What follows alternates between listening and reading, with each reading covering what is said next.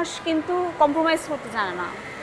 মানে ওর কাজের ব্যাপারে ওর যতক্ষণ না মনে হবে ততক্ষণ আপনি, মানে ব্যাপারটা এরকম কখনো হবে না যে ওর পছন্দ হয়নি ও বলেছে ওকে। ওর সাথে কাজের অভিজ্ঞতাটা না একদমই ইন ওয়ান সেন্স তোমার কাছে মনে হবে যে তুমি একটা সাইলেন্ট মানুষের সাথে আছো যে কিনা শুধুই তোমাকে অবজার্ভ করছে।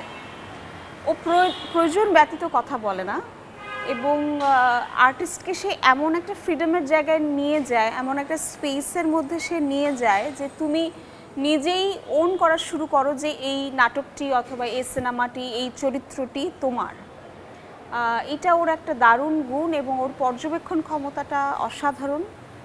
আমি যখন ওর সাথে প্রথম কাজ করেছি খুব স্বাভাবিকভাবে আমার মাথার মধ্যে ছিল যে নুহাস, আমি ওর কথা বুঝতে পারবো কিনা অথবা আমি আমার কথা ওকে বোঝাতে পারবো কিনা, কিন্তু আমাদের দুজনের কমিউনিকেশন করতে আমার মনে হয় না সবচেয়ে বেশি যে কাজটি কাজ করেছে সেটা হচ্ছে আমাদের দুজনেরই ভীষণ নিস্তব্ধতায় ভরা। আমি একটু সাইলেন্স পছন্দ করি, সেও সাইলেন্স পছন্দ করে এবং আমার যে চরিত্রটা সেটার মধ্যেও প্রচুর সাইলেন্সের খেলা, মানে প্রচুর নিস্তব্ধতা।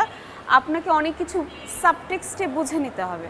খুব কম ডিরেক্টর আছে যারা কিনা সাবটেক্সট নিয়ে কাজ করে, তো এটা আমার কাছে ভীষণ আনন্দের এবং আমি অনেক কিছু শিখি ওর কাছ থেকে কাজ করতে গেলে।